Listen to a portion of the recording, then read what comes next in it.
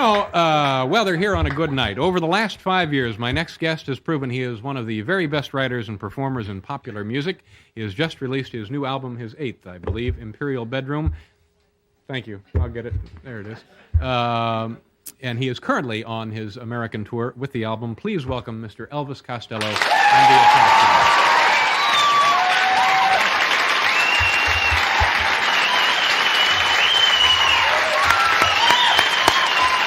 Very nice. Thank you.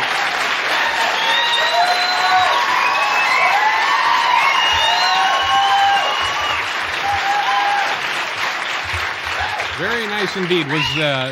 Is this your 8th album? Yeah, it's our 8th album over here. Yeah, we've released one more album over here. We're still plugging away at the volume of records. But you also do a lot of different things, don't you?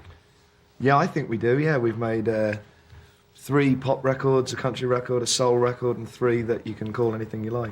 Now, so long as it's good. What would be the reason for that? A lot of people tend to want to try and stay in one area, but no, I think that's boring.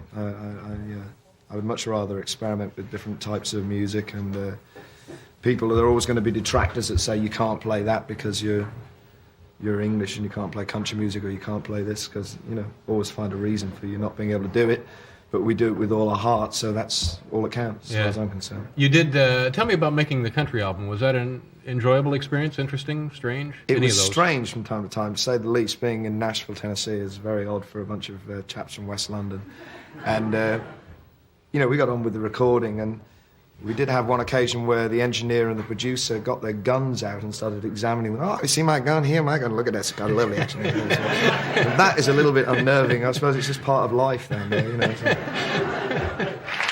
We were talking about you did the Nashville album, and but you don't get a lot of airplay, do you? No, this is what we're fighting against all the time. It's uphill all the way with us. If anybody, there's a lot of people out there today, I'm sure, have never even heard of us, let alone heard our records. It's close to impossible. I don't know why. We've given them enough variation of material. They can't complain. I think in some ways that confuses people over here. They like the same old thing over and over again for years and years until you go to sleep. Yeah. How does that happen that you can have a successful career without being on the radio a lot? It's a miracle. I don't know. Successful? Now, when you travel around to different cities on your tour, you must meet the local radio people. Yeah, sometimes, yeah. I mean, I think if I've met all the people that say, we were the first people to play your records in this town, and, we've been playing your records since the start, then you would hear nothing but our records 24 hours a day, But I'm sure that quite a lot of them are sincere in that, and we hope to eventually, we're going to keep on coming back. You might as well give in now, because we've been doing it for 5 years.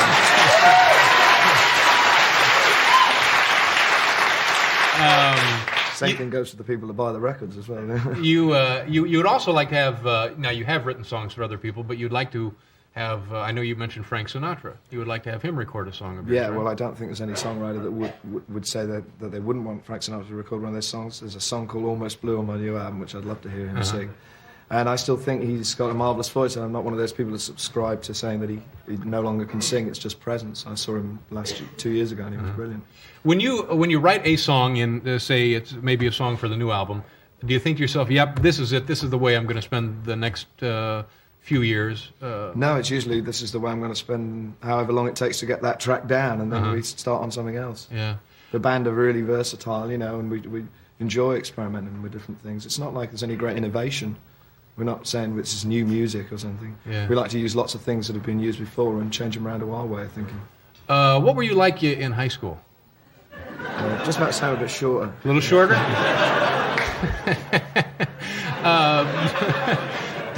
Now, in my high school, there were the kids in the same height. Yeah. But there was the kids in the honor society, and then there were the kids in the shop class. Where would you have fit in there? Oh, I don't know. That's a bit confusing. I don't understand the American educational system. You have a long discussion about it. Okay, let's move on to something else.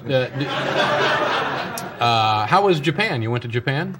It was very odd. It was, there's a big language problem. We don't speak any Japanese, and that happened in my high school. Yeah, mine too. And I'd like to go back there again, maybe, and take it in a bit more. The last time we went there, I think we were practicing being obnoxious before we came here. You were I don't think we really took advantage of the visit. You know? You were practicing to be obnoxious for when you got to the United States? Yeah, we studied in Canada, and then we took it on to Japan, and then we got the show really on the road in Australia, and then arrived here. Yeah. Now, in Japan, you also, in addition to performing, you had to do a lot of your own publicity work? Oh, yeah. We drove down, we hired a truck. We decided that it was about time we caused a bit of a stir. The worst we could do was get deported. And we hired a truck and drove down the Ginza, which is like, I suppose, Fifth Avenue, blaring away, frisbeeing records off the back of this truck, and people didn't want to take them from us. We were forcing them on these people. And they ended up arresting the driver of the truck for overloading the truck. They wouldn't even arrest us. We're going, take us away, you know, handcuff me, you know, flog me. You know, yeah. so.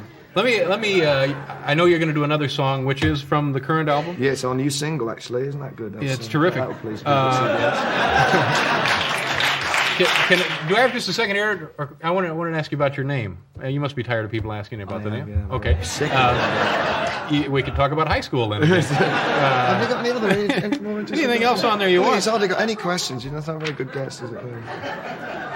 Okay, you don't want to talk about your name? We've covered this. How about that? Oh, this might be good. You want to do that? Maybe we could talk about it, yeah. Okay. All right. Well, we're going to cover question number 8 right after this. We're going to pause now for intermission. We'll return with Elvis Costello. Harry Shearer will be joining us also. Sidney Miller, the Doorman of the Year, will be a little later. You can stay for that if you want, Elvis. Right. And, of course, Elvis Costello is here. You've just begun your tour of this country now. Well, no, we're nearing the end of it. Nearing the end of it. We've been all round the country. Pretty clued up. Where did you start? We started on the West Coast. Oh, see, I thought maybe you started on the East Coast. No. We're now here. On yeah. I've always expect Batman to come in through there. You know, never thought about that. No, we've had a really good time. There's been great crowds everywhere and lots of people. And we met the Holland brothers as well when we were in Los Angeles. Hollandozer in Holland wrote all those Motown things. They came in the dressing room, and I can say to them now that I didn't ever say how great they were to them because I was so shocked that they were there. You know, so that was a big thrill. And we've had it's been a really good tour. Yeah. Had a couple of funny nights. But what kind of a funny night? What constitutes a funny night for you guys? Well, just sometimes where people come along with expectations of maybe hearing what we were playing 3-4 years ago and only doing that. And we play a long, varied show now, and we try to do what pleases us, and hopefully that pleases everybody else as well. But we've got a lot of material to choose from, and if we played every song we knew, we'd probably be on stage for about 3 days. Yeah.